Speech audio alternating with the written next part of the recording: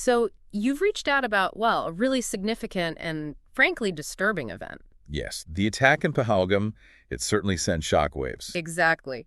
And you wanted us to dive into the response, India's Operation Sindoor, which happened after that terrible terrorist attack on April 22nd, 2025. That's right. And we're working from the details provided in the ANI News press conference transcript, the one on YouTube. Okay. So our mission here is to pull out the key facts, the context around the attack and the operation. Yeah, give you a clear picture, basically, without getting lost in, excessive detail. Let's start with the attack itself. Pahalgam, Jammu, and Kashmir, April 22nd. The sources are pretty clear.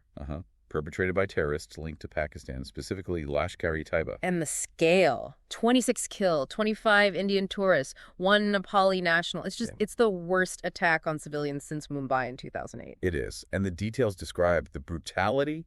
It's chilling. How so? Well, the briefing mentions close-range headshots, killings often happening right in front of family members. It wasn't just killing, it was designed to traumatize. A deliberate message of terror. Absolutely. To send a shockwave, create fear. And what was the objective behind such brutality, according to the briefing? It seems twofold, primarily.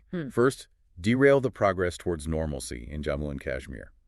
Tourism was booming, over 2 crore visitors last year. Right, so hit them where it shows progress. Exactly. Undermine that narrative, hinder development, and keep the region unstable. Essentially, maintain it as a space for cross-border terror coming from Pakistan. Why is hitting tourism such a focus for these groups? Well, think about it. It's not just the money, though that's part of it. It's a very visible symbol, isn't it? People visiting, enjoying the beauty. It signals peace, development. A symbol they want to shatter. Precisely. And the other objective mentioned was igniting communal tensions, both within J&K and across India.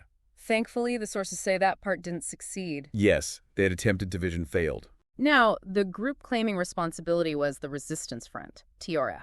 Correct. But the crucial point made in the briefing is that TRF isn't really independent. It's a front. Yes, a known front for Lashkar-e-Taiba, which, as we know, is a UN-prescribed Pakistani terrorist group.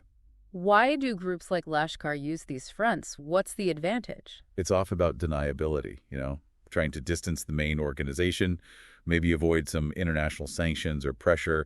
They try to frame it as an indigenous movement rather than foreign-backed terror. But the links here were obvious. Seemingly so, especially given the history. And India had already flagged this internationally, right? Yes, the briefing confirms India shared intelligence with the UN 1267 Sanctions Committee. That's the big UN list for terror entities. When was this? Back in May and November 2024, specifically naming TRF as a cover.